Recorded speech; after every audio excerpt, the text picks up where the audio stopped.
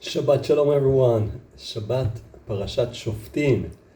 This week's parasha, as we're getting closer to entering Eretz Israel, closer to the end of Moshe Rabbeinu's speech to Bnei Israel, we're starting to deal first of all with a lot of the national institutions, Kohanim, Shoftim, the king, Nevi'im, different things, and also we start dealing with the very special mitzvah of milchama, of war.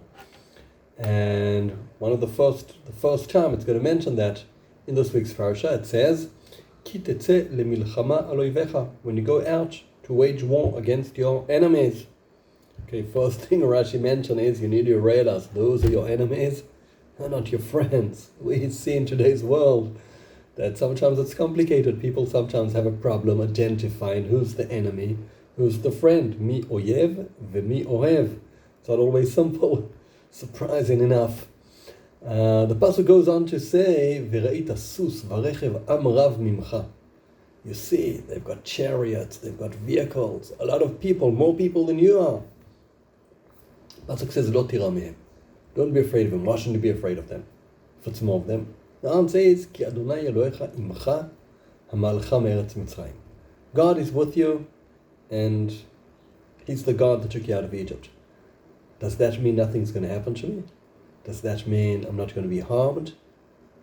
No, it doesn't mean that. We know that in wars throughout history, people were killed, people were wounded. It always happens. So what does it help? What does it help me, the fact that God's with me? What it helps is, it means that I understand the purpose, I understand the destiny. I understand what I'm fighting for. I understand I'm fighting for what's good, for what's valuable, for what should be. It's the good fighting the evil. And I'm on the side of the good. And when we understand that, when we know what it's about, so we know we need to go, we can't trust God to save us. We have to learn the profession. We have to know how to do it. We have to understand how to wage war properly on one hand. But on the other hand, the knowing that what we're doing is the right thing, having purpose for what we do, changes the whole story. That's what makes a difference between Tzahal and the rest of the world. Bezrat Hashem, that also everyone will be well, no one will be wounded, and Bezrat Hashem, no more people killed or wounded in wars.